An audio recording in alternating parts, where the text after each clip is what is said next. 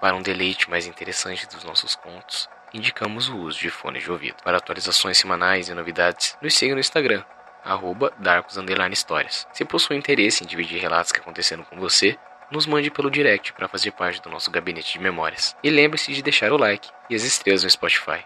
Dado o recado, relaxe, respire e tenha bons devaneios. Uma carta do inferno.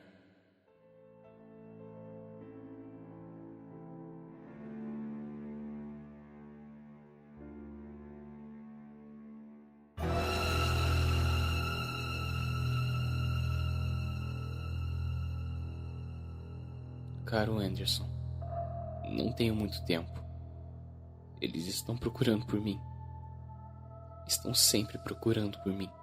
Bestas do inferno, incansáveis, decididas em me capturar e me torturar por séculos. Eu sei que você pensa que eu tô morto, Anderson. E você estaria certo em achar isso, pois eu realmente estou. Mas para mim, as coisas ainda não acabaram. Perdi o meu direito para descansar em paz no momento em que eu cometi o suicídio. O conselho determinou isso. Sei que você é cristão, Anderson. Eu também era. Mas não existe paraíso, nem Deus. Existe apenas paz e inferno. O conselho é um grupo de 300, 150 demônios e 150 santos. Não há anjos. Eles que decidem se o falecido vai descansar em paz ou será condenado à eternidade do inferno. O conselho decide isso verificando toda a sua vida, examinando seus crimes ou pecados. Por exemplo, se você foi assassinado, pode escolher por descansar em paz permanentemente ou pode escolher renascer como uma nova pessoa em uma nova vida. Essa regra também se aplica para crianças e virgens em alguns casos. Eu não sei por qual motivo. Se você teve uma morte natural e uma vida livre de crimes, você ganhará a paz. Mas como você já sabe, eu cometi suicídio. E isso já me garante um passe só de ida para o inferno. É realmente uma droga. Mas o que eu posso fazer? De qualquer forma, quero que você entregue meu pedido de desculpas para minha família, o resto dos meus amigos e, é claro, Tammy. Diga que eles não têm culpa. Também diga para Tammy que eu sempre a amarei. Eles estão perto agora, então eu vou acabar logo essa carta. Meu Deus, eu posso ouvi-los me chamando. Eles sabem que eu tô aqui, sabem onde todos estão. Você não pode fugir para sempre. Você pode correr por décadas, séculos, milênios, mas eles vão pegá-lo cedo ou tarde. O tempo é diferente aqui. Um dia aqui é quase um segundo para os vivos. Posso sentir o cheiro deles agora. Eles estão muito perto. Adeus, meu amigo. Atenciosamente, Derek. PS. Rezo para que você não termine nesse lugar.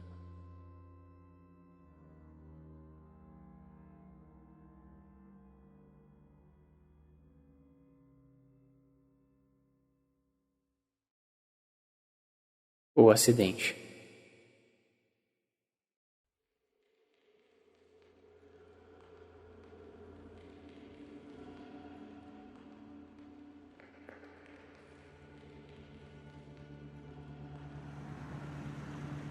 Na semana passada aconteceu algo muito estranho. Eu e mais 4 amigos estávamos seguindo para um local que dizia ser assombrado. Planejávamos passar a noite por lá. Era quase 9 da noite e já estava bem escuro. Estávamos quase chegando ao local quando tudo ficou bastante nevoado, ao ponto em que você mal podia ver o que estava na sua frente. Era definitivamente uma cena perfeita para um filme de terror. Já estávamos descendo a estrada para o local quando vi a expressão de puro terror no rosto do meu amigo. Acelera! Ele falou em um tom que me deixou intrigado e aterrorizado ao mesmo tempo. Sem pensar muito, comecei a acelerar, achando que o local o deixou realmente assustado.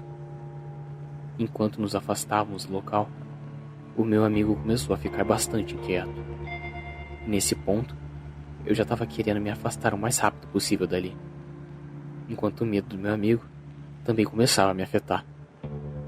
Enquanto eu continuava acelerando mais e mais, pude perceber o que deixou tão assustado. Só consegui ver a coisa por um segundo antes de ouvir a batida no para-choque e sentir o carro passando por cima de algo. Era impossível ignorar o que havia acabado de acontecer. Eu entrei em pânico de um jeito que nunca aconteceu antes. E parei o carro tão abruptamente que todos que estavam dentro do carro bateram contra os bancos. Ignorando a dor, a adrenalina e o choque, saímos para verificar o que meu medo e descuido fizeram. E depois de ver o que estava na estrada, eu desejei ter continuado a dirigir. O homem estava deitado em uma poça de sangue, o peito e as pernas achatados com marcas de pneus.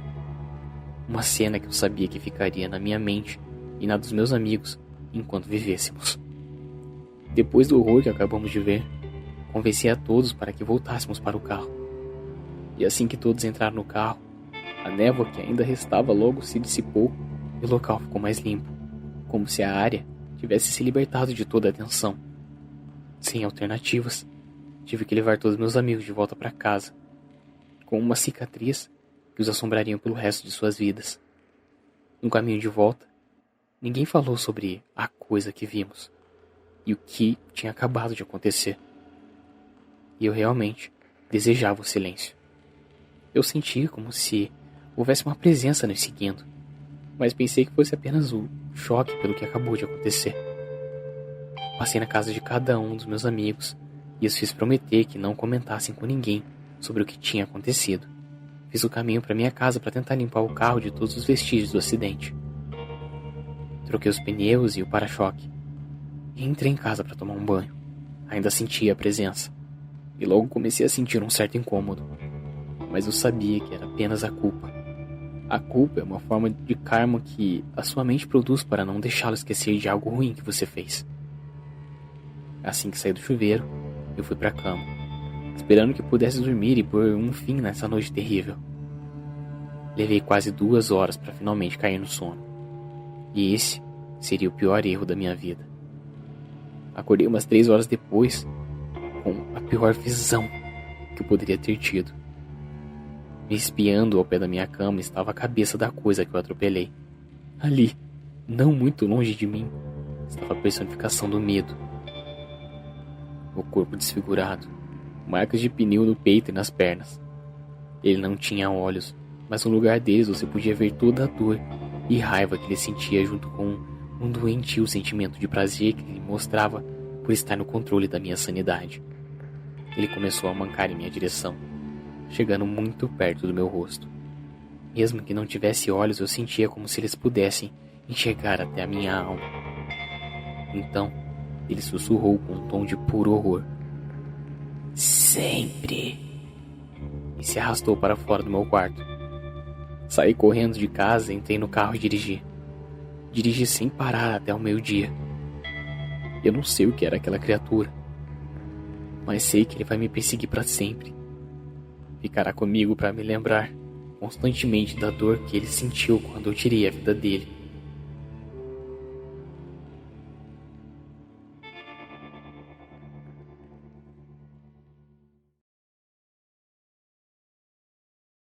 O desejo. Um velho homem estava sozinho em um caminho escuro. Ele não tinha certeza para qual direção ir. Ele havia se esquecido para onde estava indo e quem ele era. Ele se sentou por um momento para descansar as pernas, quando de repente ele olha para cima e vê uma mulher à sua frente. Ela sorri com malícia e cantarola a pergunta: "Agora, seu terceiro desejo, qual vai ser?" Terceiro desejo? O homem estava confuso. Como posso ter um terceiro desejo se eu nem tive nem o primeiro nem o segundo? Você já teve seus 2 desejos, A bruxa falou. mas seu segundo desejo foi para que eu retornasse tudo o que era antes de você fazer seu primeiro pedido. É por isso que você não se lembra de nada, porque tudo está do jeito que era antes de qualquer desejo. Ela atiçou o pobre homem. Então, você tem um desejo sobrando. Tudo bem, eu não acredito nisso, mas não tem nada de mal a desejar. Eu desejo saber quem eu sou. Engraçado, falou a mulher enquanto completava a magia e desaparecia. Esse foi o seu primeiro desejo.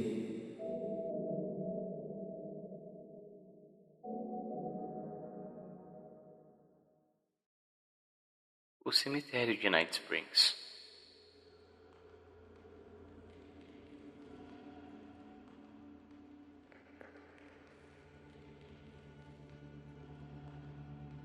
Um sol laranja tecia seus últimos raios no céu ao se deitar no horizonte, iluminando fracamente Night Springs. Simon Willis, na meia-idade, aproveitava essas luzes finais para olhar para o túmulo da sua mãe e pensar sozinho. Não lhe restava muito tempo. O cemitério ficava perigoso depois da noite. Não por alguma razão misteriosa, se você assim julgar, mas sim por ele ser rodeado por uma floresta e ser o único lugar em toda a Pensilvânia a ter registros de lobos selvagens por perto. Você sabe dos lobos, não sabe? Simon pulou ao ouvir a voz e virou seu corpo com raiva para o intruso.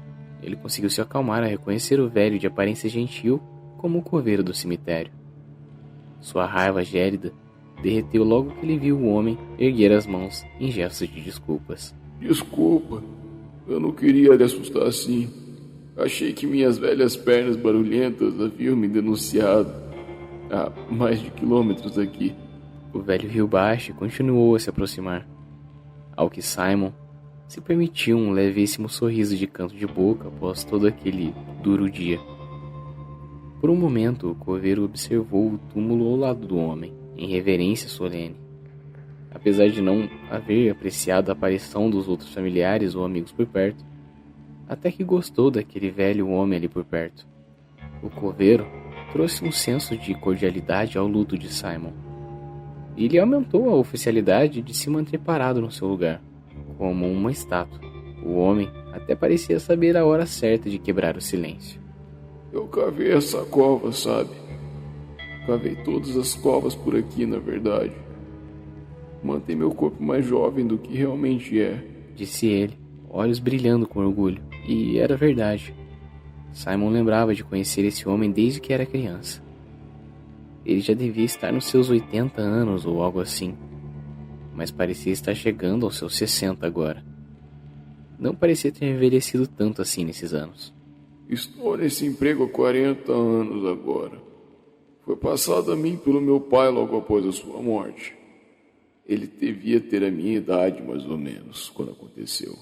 Me chame Jeremy Carter. Se está se perguntando como me chamar, só Carter já basta. Carter, Simon repetiu vagamente. Como seu pai faleceu? Se não se importa que eu pergunte. Não. Tudo bem. Ele só ficou cansado de viver, suponho. Provavelmente fumou demais e interrogou a gente demais. Aqui, ele mudou o assunto. Não sabia muito sobre sua mãe, mas a reconheci ao saber que morava na cidade. Nunca soube o nome dela. Ouvi dizer que foi câncer.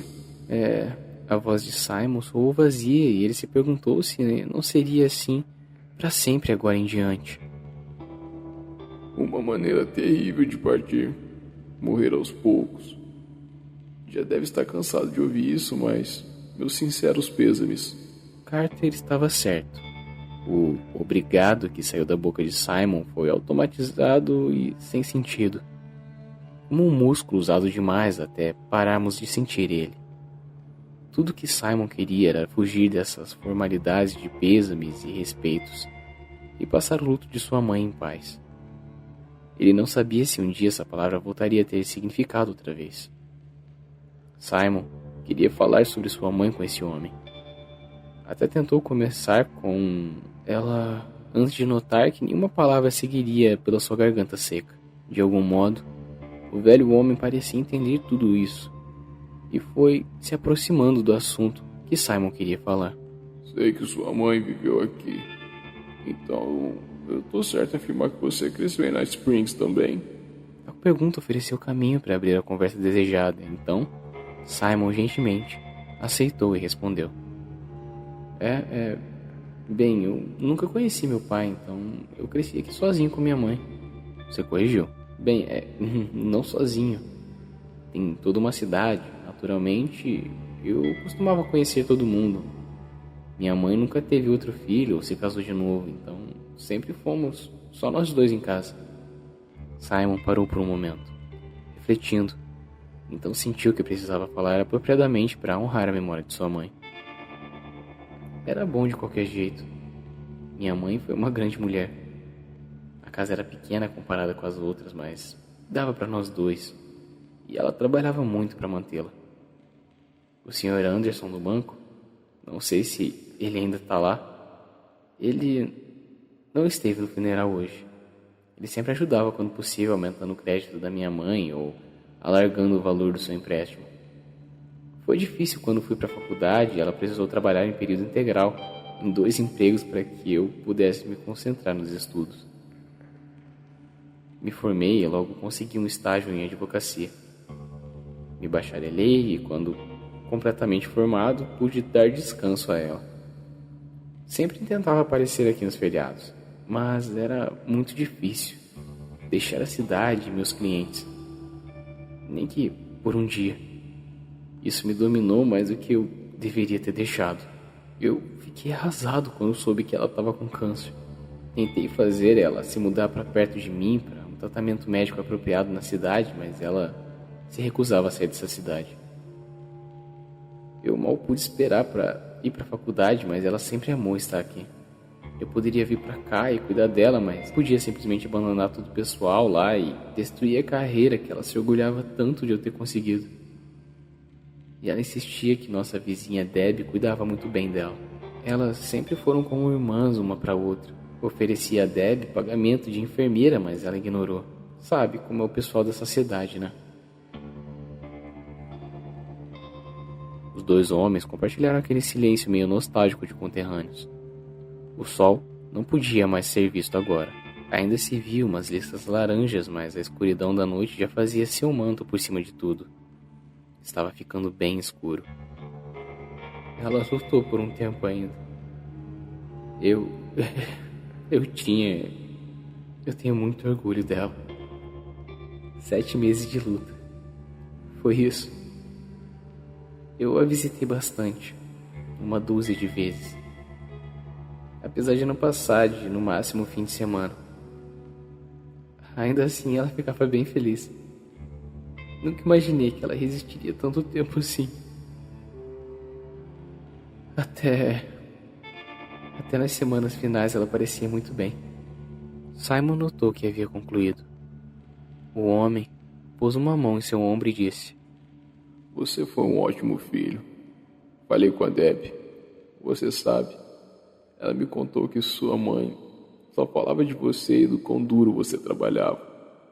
Ela tem muito orgulho de você. Simon não chorou, mas não conseguiu falar também.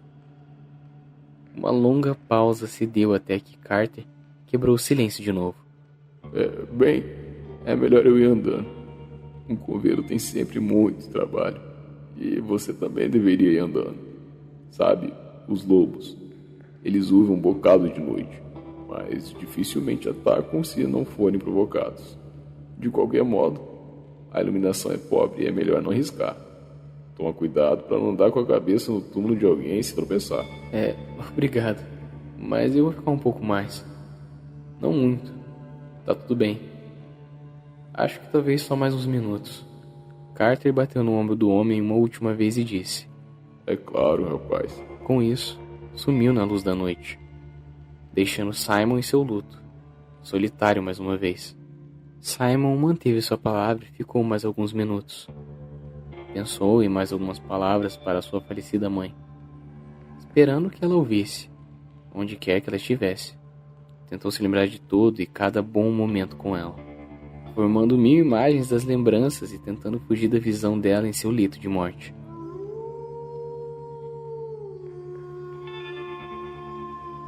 Ele estava pronto para ir embora, quando ouviu um grito. Um uivo havia sido escutado momentos antes. Então, um rápido grito seguiu, acompanhado de gritos agonizantes de uma voz que ele reconheceu. Sr. Carter! Ele gritou, correndo na direção do grito, conforme eles ficavam mais e mais intensos. Não levou muito tempo até ele tropeçar em uma pequena pedra e cair dentro de uma cova recém-cavada. Simon Willis morreu instantaneamente da queda. A apenas 50 passos adiante, escondido nas sombras, um homem entregava ao seu cão uma recompensa. Um biscoito. Sua garganta estava ardendo dos gritos, mas ele conseguiu dizer um bom garoto para seu lobo de estimação por ter se comportado muito bem. Devagar e metodicamente, Jeremy Carter andou pelo labirinto de túmulos até a cova recém-cavada há algumas horas. Havia preenchido seu solo com estacas de madeira.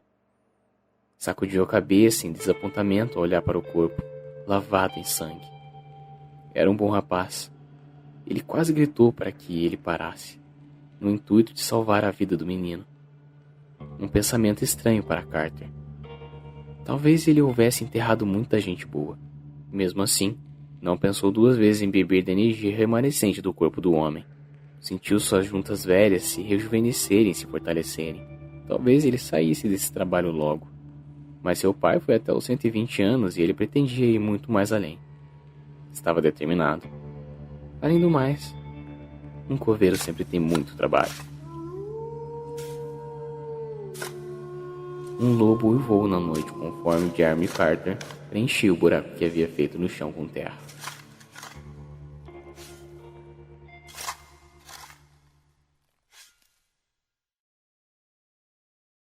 Opa, Legião, tô aqui no final para agradecer os apoiadores, tá bom? E os apoiadores da vez é o Victor Gasparotti Monteiro, a Rebeca Fernandes e a Samara Arabi. Obrigadão, gente. Sem vocês, pode ter certeza que a Darkus não seria nem 10% do que a gente é. E caso você queira se tornar um apoiador, o link do Apoia-se está aqui embaixo. Gente, tem diversas maneiras de você apoiar. E se você apoiar monetariamente, eu garanto para vocês, todo o dinheiro que a gente arrecada vem para a melhoria do podcast. Apoia se você quiser e puder, tá bom? Não tira o dinheiro de alguma coisa que seria importante para você. Então assim, obrigado Legião por todo mundo que tá escutando. Deixa aquele comentário que sempre agrega muito. E faz aquele negocinho que a gente gosta.